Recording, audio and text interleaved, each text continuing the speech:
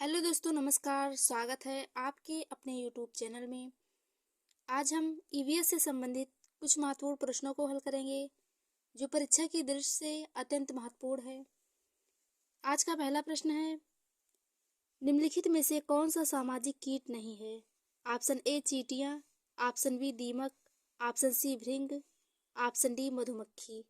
तो इस क्वेश्चन का सही आंसर है ऑप्शन सी भृंग।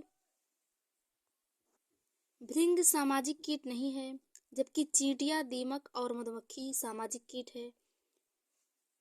ऐसे कीट जिनमें सामाजिक जीवन अपने उच्च शिखर पर होता है, जो अन्यत्र केवल मनुष्यों को छोड़कर कहीं नहीं पाया जाता है, उन्हें सामाजिक कीट कहते हैं। कीटों के अनेक वर्गों में सामाजिक संगठन का विकास स्वतंत्र रूप से हुआ है। ऐसे कीटों के उदाहरण में ततैया, मधुमक्खियां, चींटियां आदि एवं दीमक आदि आते हैं। अगला प्रश्न है,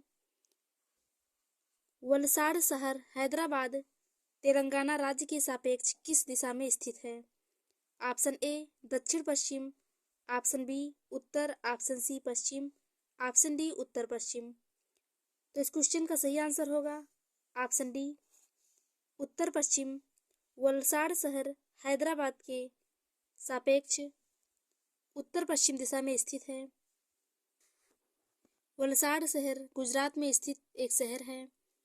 अगला प्रश्न है, निम्नलिखित में से कौन सी मुद्रा अबू धाबी में प्रचलित है? Option A dollar, option B रुपए, ऑप्शन सी दिरहम, ऑप्शन डी टका।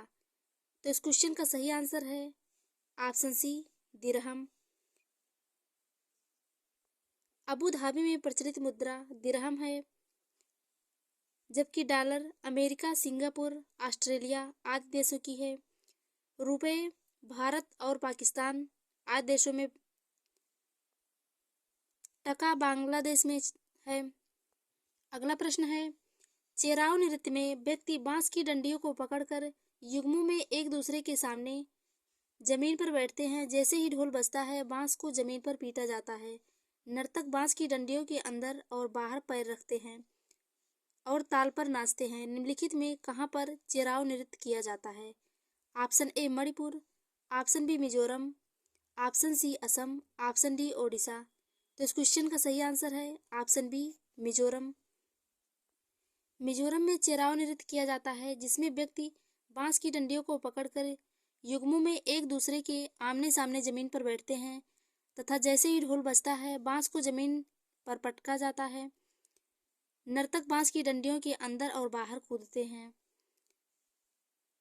मणिपुर का नृत्य है खम्बा थाबी, नूपा, रासलीला आदि। असम का है बिहू, ओशपाली, झूमुर आदि। ओडिशा का है घुमरा नृत्य, पाला, डसकथिया, गोटीपुआ आदि। अगला प्रश्न है, छत पर वर्षा के पानी का संरक्षण करके भौम जल को पुनः भंडारित किया जाता था। इस पारंपरिक विधि का उपयोग निम्नलिखित में से किस राज्य में किया गया था? Option A Madhya Pradesh, option B Rajasthan, option C Punjab, option D Bihar.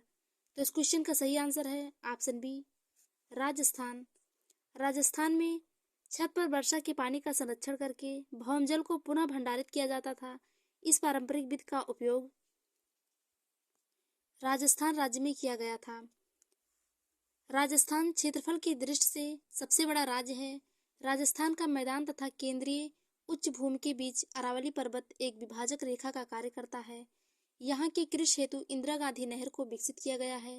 Rajasthan की सांभर झील भारत की सबसे बड़ी अंतःस्थलीय खारे पानी की झील है तथा लूनी इस मैदान की प्रमुख नदी है। अगला प्रश्न है, भारत के निम्नलिखित राज्यों में से ब्रह्मपुत्र नदी कहाँ से होकर बहती है? ऑप्शन ए असम और Mizoram, option B Meghalaya, option C Arunachal Pradesh और असम, ऑप्शन डी त्रिपुरा और मणिपुर। तो इस क्वेश्चन का सही आंसर है ऑप्शन सी अरुणाचल प्रदेश और असम से होकर ब्रह्मपुत्र नदी बहती है। ब्रह्मपुत्र नदी को तिब्बत में सांगपो या सापो के नाम से जाना जाता है। ब्रह्मपुत्र नदी मानसरोवर झील के निकट चेमा युगडुंग हिमनद से निकलती है। यह गंगा में मिलने वाली नदियों में सबसे बड़ी है। यह अरुणाचल प्रदेश में दिहांग के नाम से और दिबांग और लोहित नदियों के मिलने के बाद इसका नाम ब्रह्मपुत्र पड़ता है। इसके बाद यह असम घाटी में प्रवेश करती है। अगला प्रश्न है, भावी पीढ़ी के समाजीकरण में परिवार की महत्वपूर्ण भूमिका होती है। इस परिस्थिति में परिवार माध्यम है।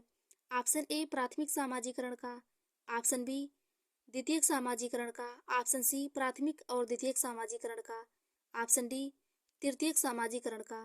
तो इस क्वेश्चन का सही आंसर है ऑप्शन ए प्राथमिक समाजीकरण का। भावी पीढ़ी के समाजीकरण में परिवार की महत्वपूर्ण भूमिका होती है। इस परिस्थिति में परिवार प्राथमिक समाजीकरण का माध्यम है,